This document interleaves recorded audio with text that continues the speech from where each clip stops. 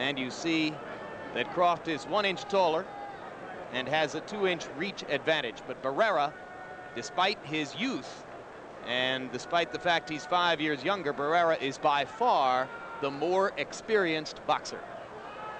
Punch stat numbers, Larry.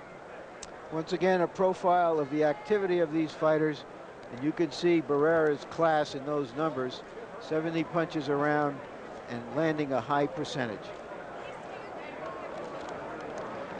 And unlike a lot of Mexican fighters, he uses that jab to advantage. Rules of the bout with our unofficial ringside scorer, Harold Letterman. The Marco Antonio Barrera Eddie Croft fight will be 12 rounds. There is no standing 8 count. The 3 knockdown rule is in effect. Only the referee can stop the fight, and you can be saved by the bell only in the last round. Jim. He rose to the occasion again, Harold. Let's go to Michael Buffer in the ring. Ladies and gentlemen, here at Caesar's Palace, by way of Spencer Promotions, your undisputed king of beers, Budweiser, and main events monitor, the action continues. This next bout is sanctioned by the Nevada State Athletic Commission, along with the World Boxing Organization President Francisco Barcarcel, supervisor in attendance at ringside, Luis Perez. The 3 judges scoring this bout on a 10-point must system will be Lou Moret, Dolby Shirley, and Paul Smith. And when the bell rings, the man in charge of the action, referee Jay Nady. And now, ladies and gentlemen, 12 rounds of boxing for the WBO Junior Featherweight Championship of the World. Introducing first, fighting out of the blue corner, wearing the purple trunks with silver letters and weighing in at 121½ pounds. He comes to us from San Mateo, California, with a professional record of 22 victories, 10 by KO, with only 2 defeats and 1 draw. Ladies and gentlemen, introducing the challenger, Eddie Primetime Croft.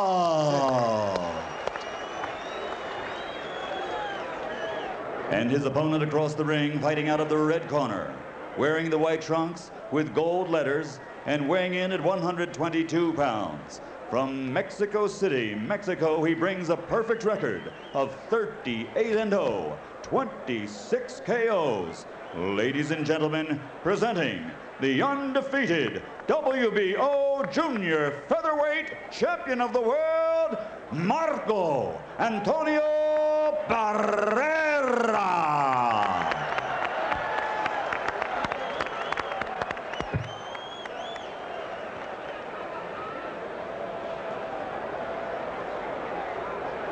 Do you have any questions?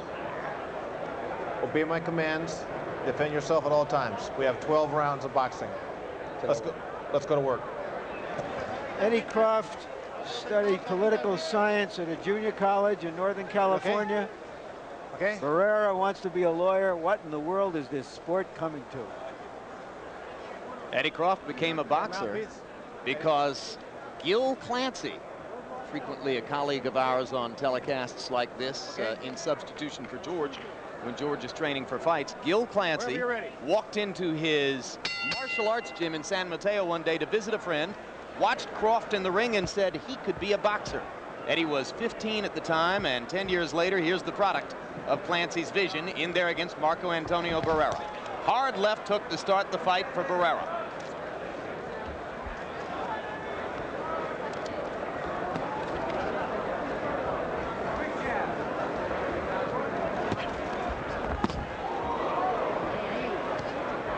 One of the first things you notice about Barrera is how relaxed he is in there.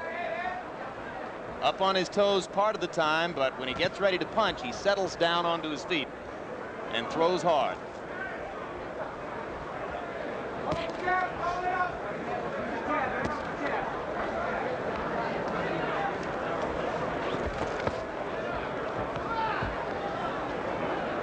Croft starting out very cautiously and trying to get a good look at Barrera. Barrera with another hard left hand, and that one landed flush.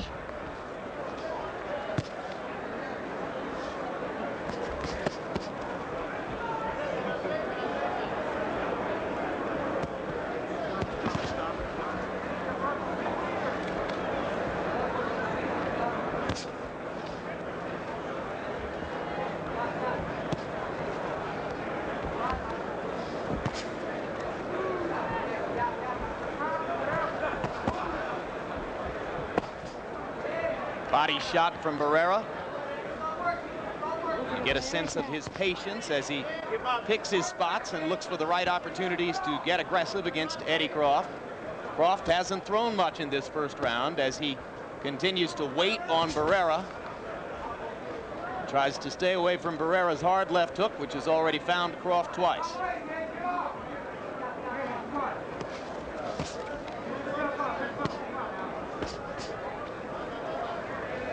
Croft goes body, then up with his jab.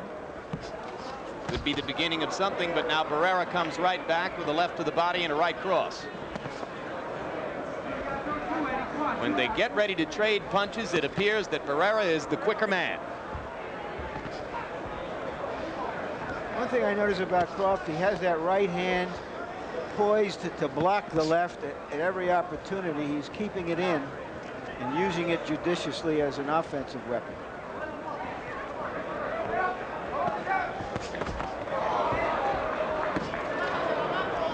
Barrera was a little short with the right cross, but he came back with the left hand and landed that. Now there's another good left to the body.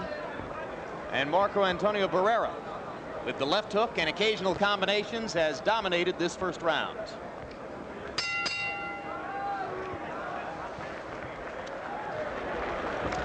And as we go to Barrera's corner, our translator there, as always, is Hector Garcia.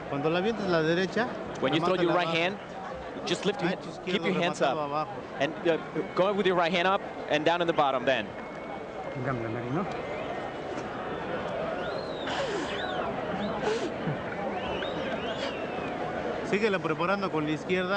Set him up with your left hand. Set him up with your left hand. Prepare him with your left. Prepare him with your left hand, and then throw your right hand into the chest. With confidence. With confidence.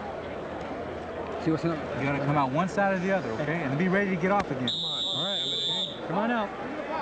It's very rare that we have heard corners of Mexican fighters talking that way, and that's why Barrera is considered such a complete fighter. Start with your left hand, he is told. And as round two begins, we are joined at ringside by 135-pound world destroyer Oscar De La Hoya. Oscar looking forward to his December 15 date in Madison Square Garden. Welcome aboard, Oscar. Oh, thank you very much for having me. What do you think of Marco Antonio Barrera?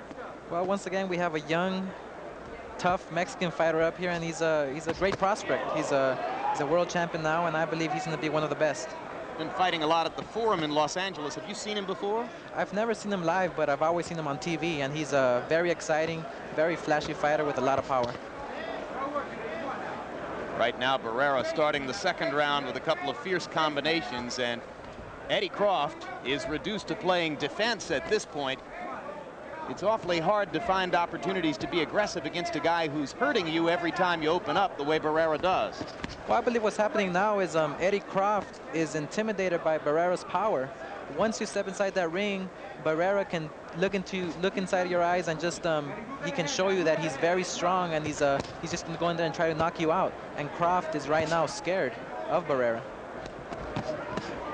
Croft not getting much of a chance to throw. Barrera hammering with the right hand there. I would say that he's more respectful at the moment than scared, Oscar, but I know a fighter sees it a little differently. Well, them punches hurt, and he can be nervous, he can be scared. Maybe he'll warm up in the later rounds, but I believe Barrera can just take him on because he's so powerful, young, and like I said, he's a very good prospect for the future. You think he's ready for someone like Canizales with his experience? I believe, truthfully, Canizales is a very good boxer, and if Barrera faces a boxer, I think he would have more trouble than facing these guys like Croft that stay still and don't move their body too much. Canizales can give trouble to Barrera because he does box and move side to side.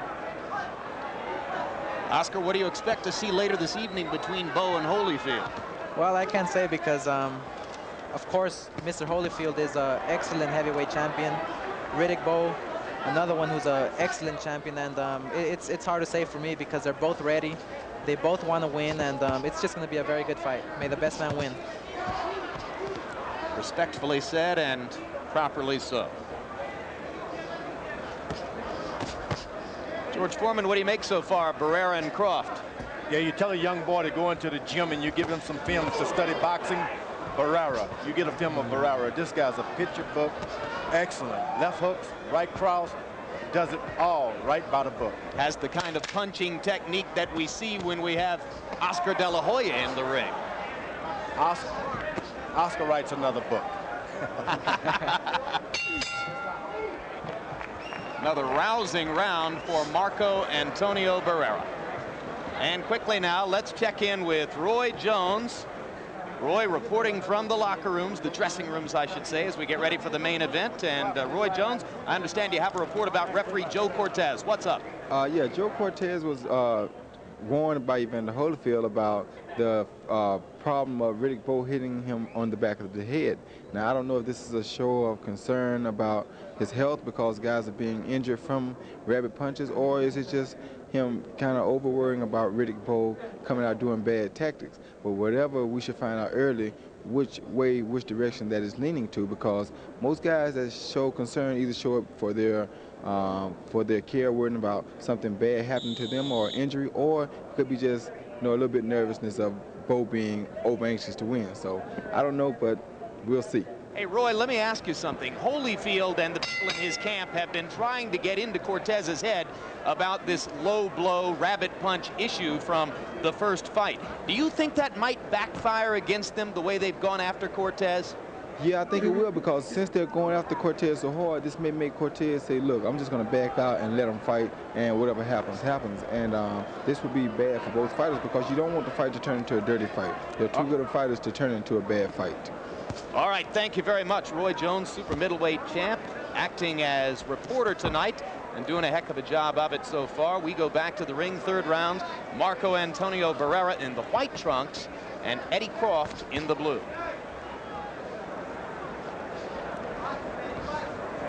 Or purple. I guess I should say purple.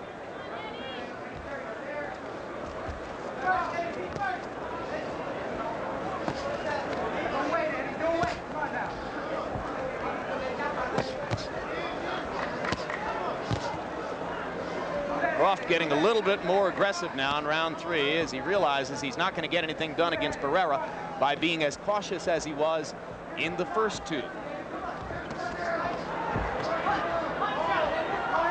Don't know if it's in Croft to be able to make a brawl of this, but it seems to me that he's unlikely to win a boxing match with Barrera.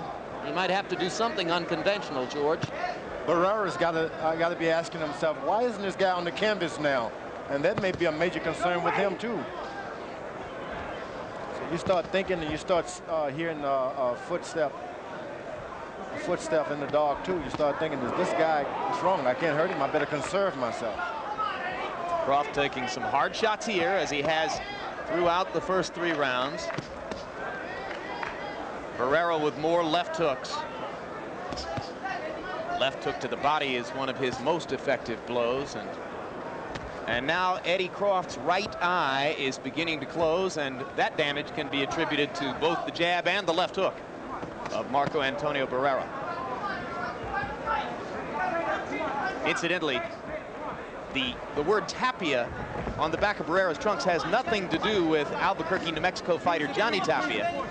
That's Barrera's mother's maiden name, Tapia. So he honors her by putting it on the back of his trunks. My God, he's not only wants to be a lawyer, he's sensitive and politically correct.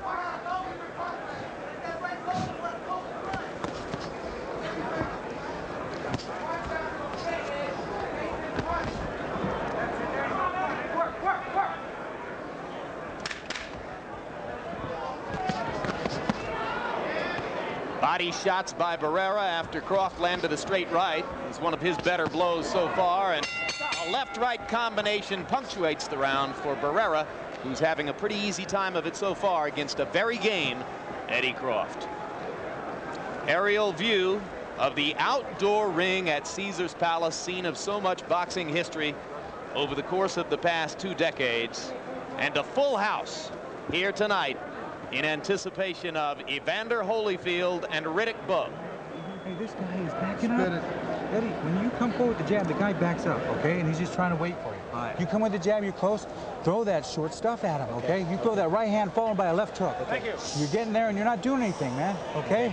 Don't give this guy so much respect. Right. Okay? You let him respect you. Now you throw them punches. You can throw hard. Eddie, punch right off the face. Okay. Yeah, you're Aquí tirando su gancho con remates arriba. Y vivo con la guardia arriba. Along about now, I think Eddie Croft has got to start thinking about turning to a little kickboxing. All right, come on. He might need a third appendage in order to even things up with this remarkable young athlete. use the threes and you get it. Use that jab to get there. Use the jab to get there. Move the head, Eddie. There you go. Round 4, and you heard the folks in Croft's corner saying, don't pay this guy so much respect. Easy for them to say. They're not the ones whose eyes are swelling shut. Oscar was right. Early on, this guy was scared. Now his courage has got. He's gotten his courage now. He can make a fight out of this. You get a guy scared, keep him scared. Barrera didn't do that. Right from where it's at,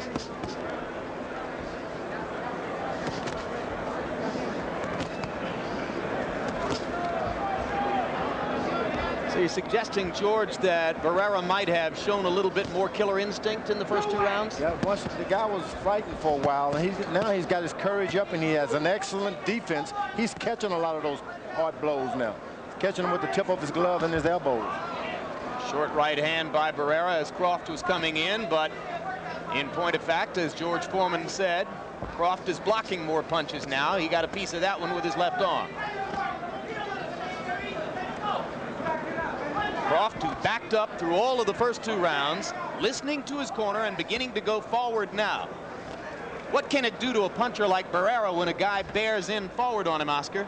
Well, one thing now that's happening is Croft is making Barrera move back, which is very surprising because Barrera was making the fight the first few rounds, and now Croft is showing that he is a courage fighter and that he is going to show some hard work in there. And I believe right now Barrera is getting hit now by some punches from Croft, and is just giving more confidence to Croft, which can change the fight in the later rounds.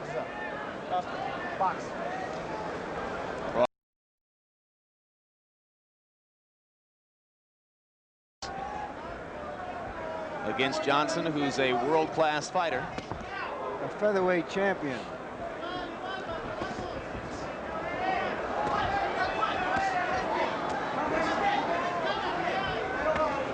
Nothing low. Barrera got in a low one, and referee Jay Nady says, no, bring him up. Good warning. That one was right on the borderline.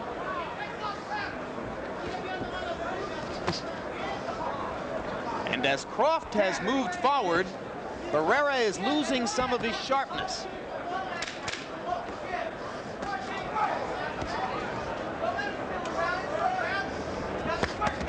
Texture of this fight changing slightly as round 4 comes to a close.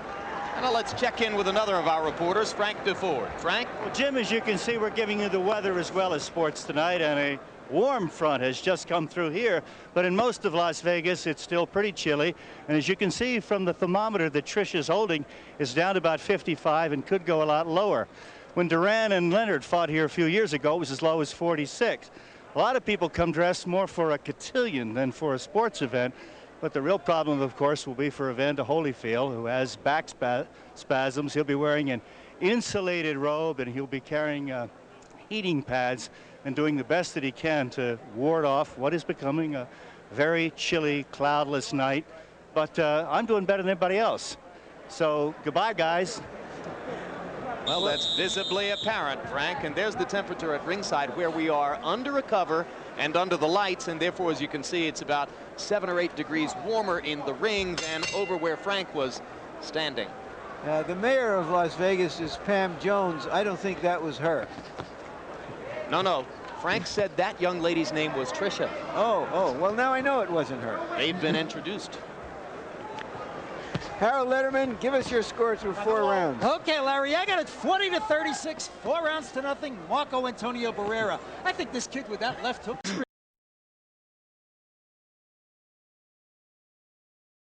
generalship. Eddie Croft came forward really nice in the third round, but still Barrera's out punching him. 40-36, Barrera. Straight right hand against the ropes is the best punch landed in the fight so far by Eddie Croft. And Barrera seems befuddled by Croft's new aggression. And George Foreman, Barrera is going to have to re-seize the momentum here if he's going to get back to where he was in rounds 1 and 2. Croft has got so much courage. If he only had the power to go along with the courage, he would really do something tonight. He's got the courage. Eddie Croft determined to make a good showing tonight.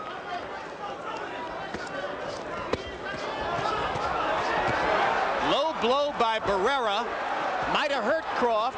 Jay Nady didn't see it, and now Barrera takes advantage as he pounds away against the ropes.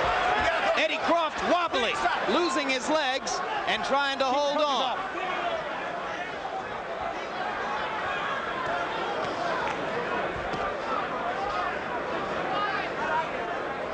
Now Croft seems to have regained his balance, but Barrera has for the moment become the aggressor again.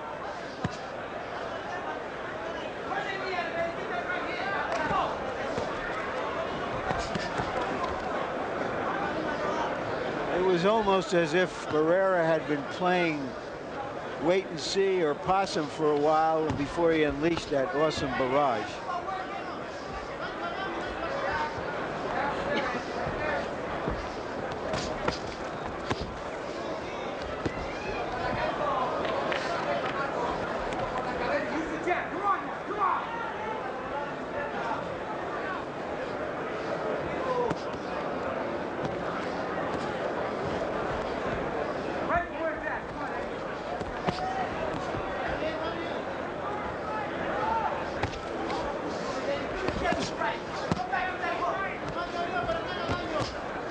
Round 5, Marco Antonio Barrera in white, Eddie Lee Croft in the purple.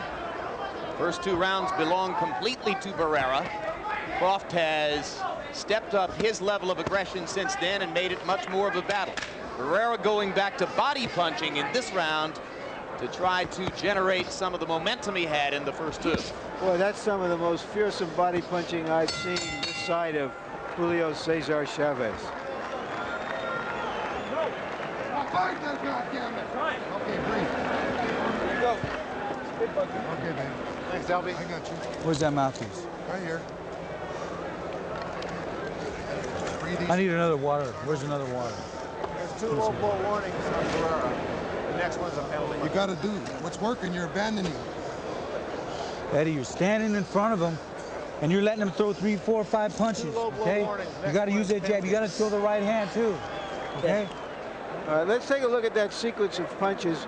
A low blow began it, and the referee was not in a position to see it. And how much Croft was affected, we don't know, but Barrera certainly followed up and took advantage of it. What do you think, George? Was the low blow a big factor in setting up that rally? I don't think it was actually low. They have a cup. At that point, there's a cup to protect them. That shot was probably on the tip of that cup. Because it was right in the middle? But you're not supposed to hit there anyway. It looks to me like he hit him right at prime time there on his trunks. Well, the cup is in prime time. Keep him up, Eddie. Keep him up, Eddie. Round 6 between Croft and Barrera. And Eddie Croft continues gradually to warm to the task against the technically superior Barrera. Yeah, and Barrera threw a new one in there, a beautiful right uppercut in close. Nothing low. A very sophisticated 21-year-old prize fighter. The baby-faced assassin.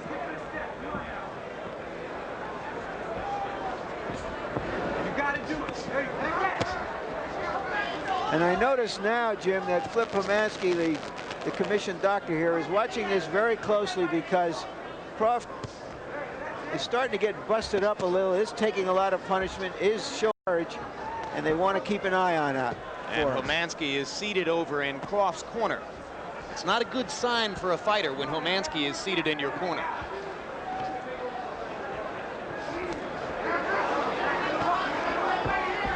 But Eddie Croft continues to become more aggressive than he was earlier. There's a left hook that lands flush. Again, one of his better punches of the fight. Barrera comes back with a 4-punch combination and a left hook.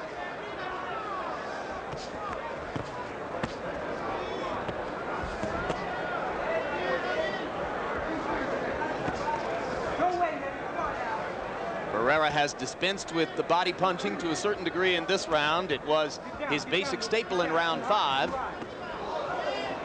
Here he's landing straight hard shots to the head and trying to set up a finish. Croft stunned by the right hand and now driven into the ropes by another. How much of this does Jay Nady want to watch? You gotta fight, Eddie! Now Croft begins to throw back. He's got to do that to keep himself in the fight. Barrera again shows patience. Too much patience, George? Not at all. As a matter of fact, it's seldom you see a young fighter takes his time, assess your damage, start again.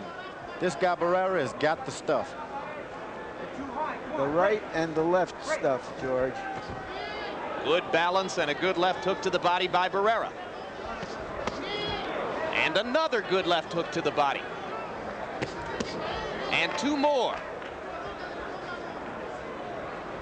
In the last minute of the round, Barrera going back to the thing that has worked best for him in the fight, left hooks to the body. And a flurry to finish the 6th round as Barrera has gotten back into a position of dominating this fight the way he did in the first 2 stanzas. And Flipomansky is going into the ring to look at Croft. This is the kind of fight in which it's one-sided. Croft doesn't appear to have any chance to hurt Barrera, in which you've got to think of a different standard of stopping the fight than you would some other fights. Please, Doc. We okay, Eddie? This is early in the round, and Barrera landed a wonderful combination, wonderful from his point of view, not from Croft's, on the ropes, but Croft is dead game.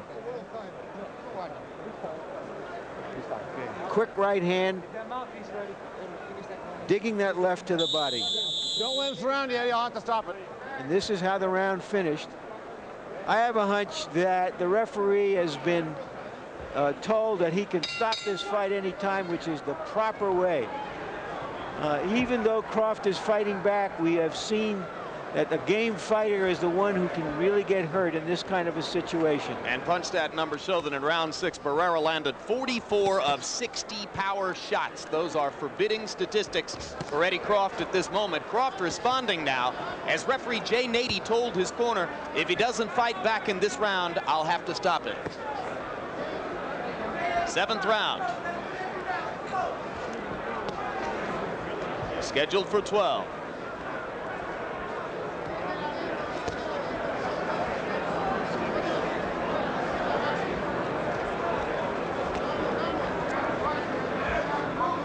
Meanwhile, our interpreter Hector Garcia tells us that something is bothering Barrera. That much he could pick up from the conversation in Barrera's corner between rounds, but we're not sure exactly what it is that's bothering him. Something physically. Small injury perhaps, but right now Barrera pays no attention to any injury. He's just trying to finish the fight. He's got Croft in trouble, and a stoppage here would not be unjustified. Croft fighting back there. See, there's the problem. The standard for stopping a fight is if the other guy isn't punching back. The problem here is it doesn't make any difference if he punches back. He's absorbing too much punishment. Because as brave as Croft is, and as game a fighter as he'll show himself to be, he doesn't have the power to hurt Barrera, George. Which is evident. And that's enough. A technical knockout in the 7th round. That's a good stop, Eddie. All right. And the 39th consecutive win for the 21-year-old baby-faced assassin, Marco Antonio Barrera from Mexico City.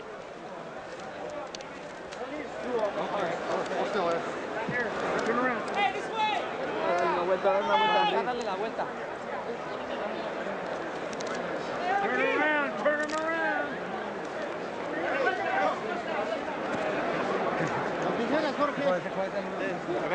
The victory for Barrera is his 5th in 1995.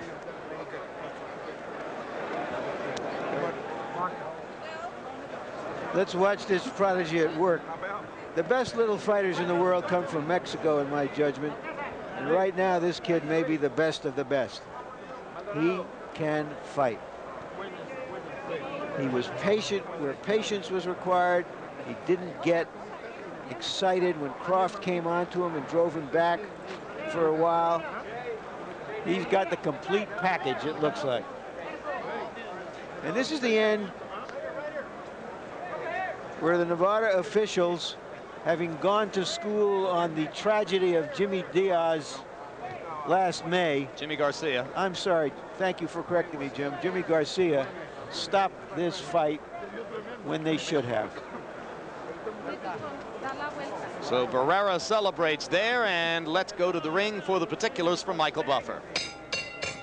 Ladies and gentlemen, referee Jay Nady calls a halt to this contest at 38 seconds of round number 7.